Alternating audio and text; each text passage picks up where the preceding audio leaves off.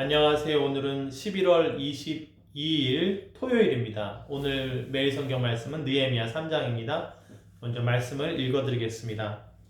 그때 대제사장 엘리야십이 그의 형제 제사장들과 함께 일어나 양문을 건축하여 성별하고 문짝을 달고 또 성벽을 건축하여 한미야 망대에서부터 하나넬 망대까지 성별하였고 그 다음은 여리고 사람들이 건축하였고 또 그 다음은 이무리 아들 삭굴이 건축하였으며 어무는 하스나의 자손들이 건축하여 그 들보를 얹고 문짝을 달고 자물쇠와 빗장을 갖추었고 그 다음은 학보스의 손자 우리아의 아들 무레못이 중수하였고 그 다음은 무세사벨의 손자 베레가의 아들 무슬람이 중수하였고 그 다음은 바하나의 아들 사독이 중수하였고 그 다음은 드고아 사람들이 중수하였으나 그 귀족들은 그들의 주인들의 공사를 분담하지 아니하였으며 옌무는 바세아의 아들 요야다와 부소드야의 아들 무술람이 중수하여 그 들보를 얹고 문짝을 달고 자물쇠와 빗장을 갖추었고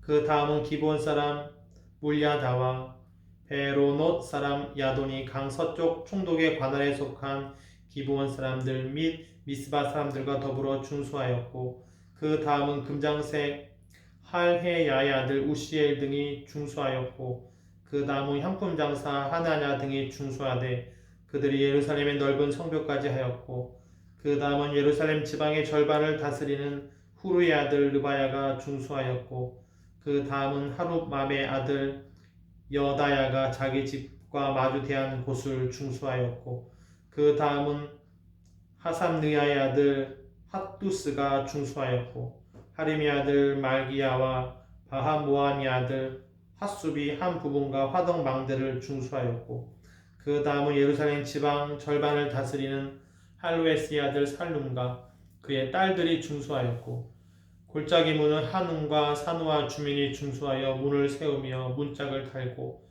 자물쇠와 빗장을 갖추고 또 분문까지 성벽 1000규빗을 중수하였고 분문은 베나게렘 지방을 다스리는 레갑의 아들 말기야가 중수하여 문을 세우며 문짝을 달고 자물쇠와 빗장을 갖추었고 샘문은 미스바 지방을 다스리는 고로세의 아들 살룬이 중수하여 문을 세우고 덮었으며 문짝을 달고 자물쇠와 빗장을 갖추고 또 왕의 동산 근처 셀라 목가의 성벽을 중수하여 다윗성에서 내려오는 층계까지 이르렀고 그 다음은 벳술 지방 절반을 다스리는 아스북의 아들 느헤미야가 중수하여 다윗의 묘실과 마주대한 곳에 이르고 또 파서 만든 못을 지나 용사의 집까지 이르렀고 그 다음은 레이 사람 바니 아들 루흠이 중수하였고 그 다음은 그일라 지방 절반을 다스리는 하샤바가 그 지방을 대표하여 중수하였고 그 다음은 그들의 형제들 가운데 그일라 지방 절반을 다스리는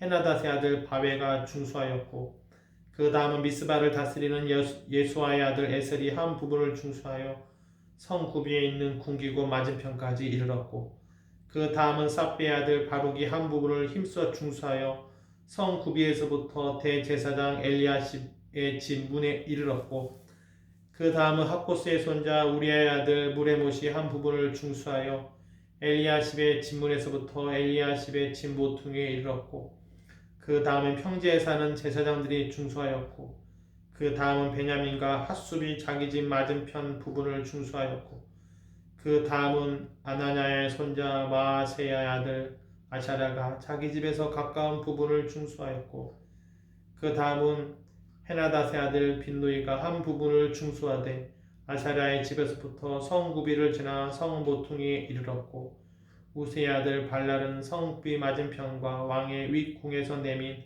망대 맞은편 고 시위청에서 가까운 부분을 중수하였고 그 다음은 바로스의 아들 부다야가 중수하였고 그때 느디딤 사람은 오벨에 거주하여 동쪽 수문과 마주대한 곳에서부터 내민 망대까지 이르렀느니라.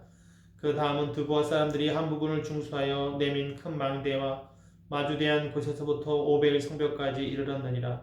마문 위로부터는 제사장들이 각각 자기 집과 마주대한 부분을 중수하였고 그 다음은 임멜의 아들 사독이 자기 집과 마주대한 부분을 중수하였고 그 다음은 동문지기 스가냐의 아들 스마야가 중수하였고 그 다음은 셀레마의 아들 하나냐와 살람의 여섯째 아들 하눈이 한 부분을 중수하였고 그 다음은 베렉의 아들 무술람이 자기의 방과 마주대한 부분을 중수하였고 그 다음은 금장새 말기야가 한 밑갓 문과 마주대한 부분을 중수하여 느디님 사람과 상인들의 집에서부터 성 모퉁이 성루에 이르렀고 성 모퉁이 성루에서 양문까지는 금장색과 상인들이 중수하였느니라.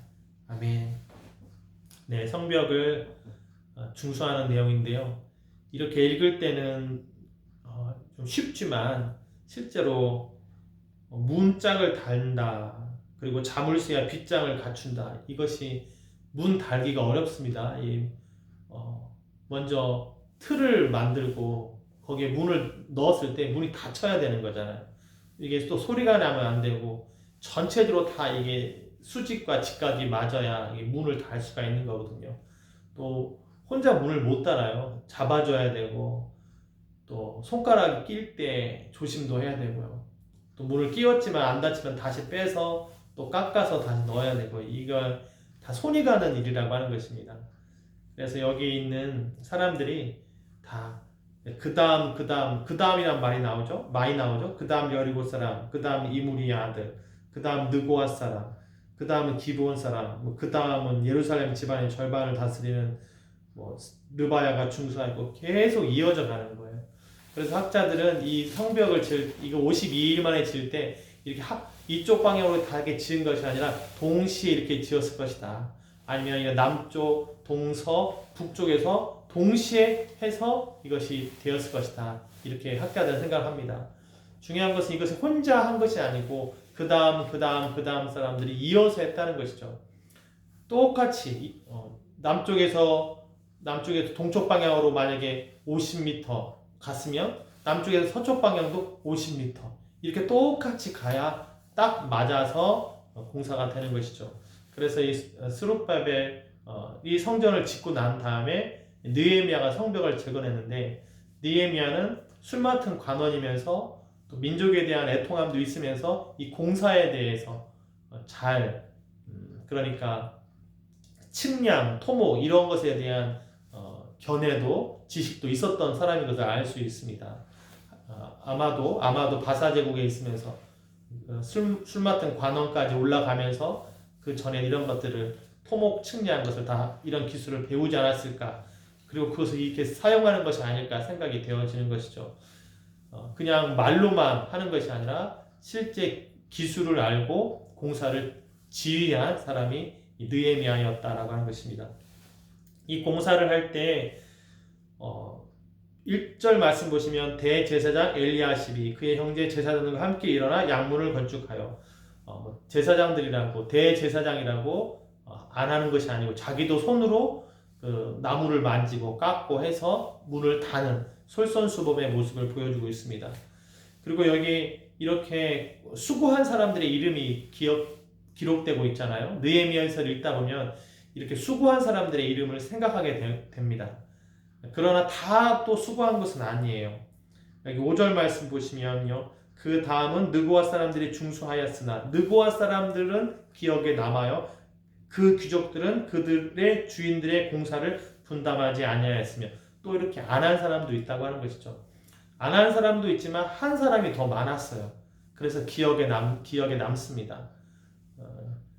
우리 서바라 교회 예배당도 함께 공사한 사람들의 이름을 어찌 잊을 수가 있을까요? 다 기억에 남고 또 어떤 식으로 하게 되었는지 그 과정을 다 생각이 납니다. 그래서 이 말씀을 보면서 비록 우리는 건물을 짓는 건 아니었지만 그래도 그 다음 사람이 이어서 했고 함께한 사람들이 있었기 때문에 지금의 예배당도 될 수 있었다고 하는 것이죠.